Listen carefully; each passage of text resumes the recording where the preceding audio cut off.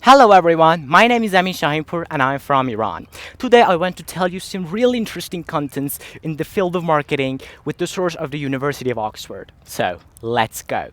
What is market segmentation? A fundamental technique of marketing strategy that was first defined by Wendell Smith in a groundbreaking article of 1956. It effectively signaled the end of the mass marketing age. Smith was concerned at the time to separate those companies that simply offered a range of product variety to what was viewed as a homogeneous market segments. For multiple other companies that designed tailored products for multiple heterogeneous market segments. Its central idea was that there were different groupings of customers with wants and needs who required a different product. What resulted was the division of a totally heterogeneous market segments into groups or sectors with relatively homogeneous needs and wants.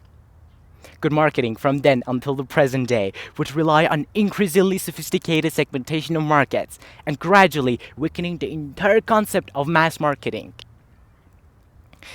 The minutiae, the variety, the clusterings of customers against various criteria needs to become central for research for marketers. Segmentation brought three distinct advantages. 1. It made marketers to think of customers ahead of a product. 2. It made a better dialogue with the consumers, although all this can happen in researching customers' needs at the granular level.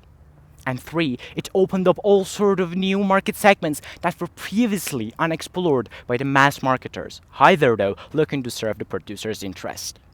It also ushered in a new era that didn't mean that the largest producers would dominate the market, because now a whole range of smaller competitors may be dominant in a number of segments, and made it unlikely that there would ever be a total domination of markets that had characterized the first half of the 20th century.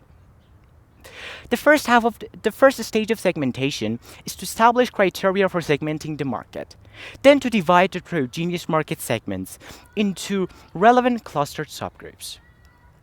One of the first limitations of segmentation is that if the market is subdivided into really small niches, it may not have enough customers to be profitable, or it may be too costly, requiring constant changes to the marketing mix to serve the segments.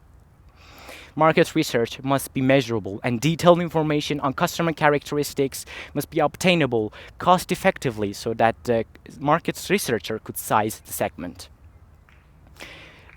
All the information should be accessible so that the company could communicate effectively with the chosen segments using marketing methods. And it should be substantial enough to consider for separate marketing activities and meaningful, having enough customers who have different and simple preferences that can be addressed by marketing efforts. When all these are identified, all these consumers and customers should be analyzed. Once the market is subdivided into small niches, it may have do some really important research in order to determine market segment attractiveness. For example, the structure, the size and growth rate of the market segment, the intensity of competition within that market segment, and the reputation of the company within that segment and its ability to serve that market, and the costs of adapting products and services to the market segment. The marketer must use all this information to sort all the unprofitable territories from the profitable ones. From this relatively simple idea of segmenting the market according to customer needs and wants, now the staple of modern marketing will respond to multiple segmentation techniques. For example, 1. Geographical segmentation. Geographical segmentation is the most classical form of segmentation, dividing the market into regions, countries, cities, suburbs, or provinces or neighborhoods. In the age of global markets, geographical marketing is quite limited as a form of segmentation, but it enables predictable, transparent resource allocation, and it is relatively easy to distinguish the profitable segments from the unprofitable ones. The next one is demographic segmentation. Demographic segmentation is the most widely used type of segmentation, and there is much census data available on the sex, gender, income, ethnicity, a neighborhood, that the marketer can use them to segment all these groups in multiple ways. The next one is brand loyalty. Brand loyalty segmentation is the segmentation of markets based on the loyalty that consumers have for one brand over another. This can be applied to services as well as products. This is usually a reflection of lifestyle disposition. And the next one is users level segmentation. Clusters those groups into light, medium, and high users of a product or service.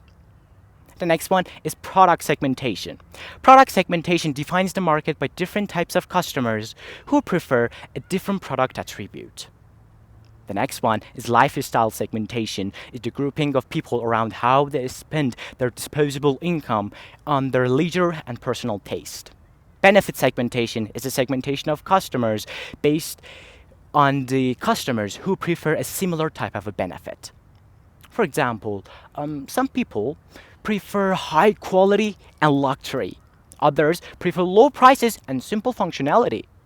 Others prefer the newest innovation. Yet others buy for predictability, safety, and security. The next one is market niche, is when the broad industry is segmented into smaller and smaller segments until a niche of buyers with similar needs and wants that can be satisfied is identified. And the last but not the least is the psychographic segmentation. It's a way of segmenting the market based on the cultural attitudes and psychological type. For example, the middle of the road, the fashionable, the thrill seekers, the security seekers, the fashionable and family-oriented. Thank you for listening to me. If you want to know more in the field of marketing, please follow my YouTube and Instagram. Wish you the best. Take care and bye-bye.